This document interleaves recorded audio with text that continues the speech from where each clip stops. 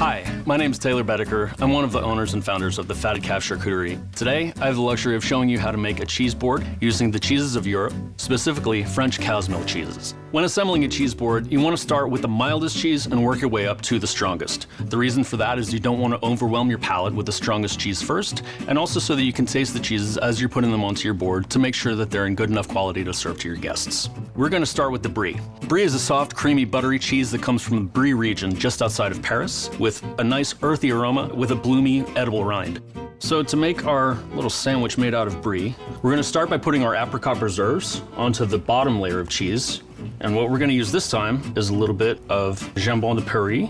Put the top half back on, and then make decisive cuts. Don't be gentle, don't be shy. Beautiful. The next cheese we're going to pick for our cheese board is Mimolette. Mimolette is a semi-hard cheese from northern France that gets its color from annatto. It has a beautiful cantaloupe-like rind, really just amazing aroma, and has notes of butterscotch, nuttiness, and hints of salt in the flavor. We're going to cut our Mimolette into little triangles. The most important thing is that you have a little variety of shapes and sizes on your board, because it is the spice of life. For our next cheese, Comté is an alpine cheese. During the spring and summer, it is a more deep yellow because the cows are eating grass, whereas during the winter, there's not as much grass available for them, so they eat hay. Comté cheese is wonderfully flavorful with notes of toast, butter, plums, and chocolate. So we're gonna cut these into roughly the same thickness as we cut the Mimolette into, and then we're just gonna go through, we're gonna bisect each one of these into fat little matchsticks.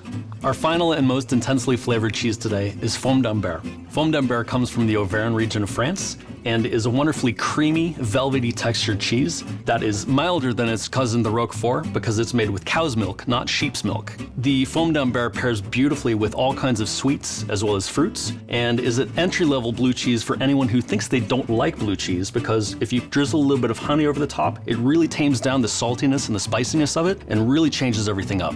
It's a wonderfully versatile blue cheese and one of my personal favorites. To cut our final cheese for our cheese board, we're going to cut this wheel in half, then we're going to cut this into little triangles. 1, 2, 3, and 4. Beautiful cheeses. So we're going to start by putting our Brie sandwiches down, followed by the Mimolette, the Comté, and finally the Fourme d'Ambert. The cheese board is obviously all about the cheese, but we like to put some accoutrement on there, just some things that will kind of complement and contrast with the textures and the flavors of the cheese. So we're going to start with a little bit of honeycomb, put that right here in the middle. We've got some wonderfully ripe figs, apricots, peaches, and cherries for fresh fruit. We've got some pecans and almonds here, and some edible flowers as well. And that concludes our cheese board. Now, it's time to enjoy the fruits of our labor. I'm going to dig in here. Just remember, when it comes time to enjoy your own cheese board, that the limits are endless, the options are boundless, and there are endless combinations of what you can do with your own cheese board when it comes time for you to put your own together. So don't be shy and enjoy cheese. Thank you very much.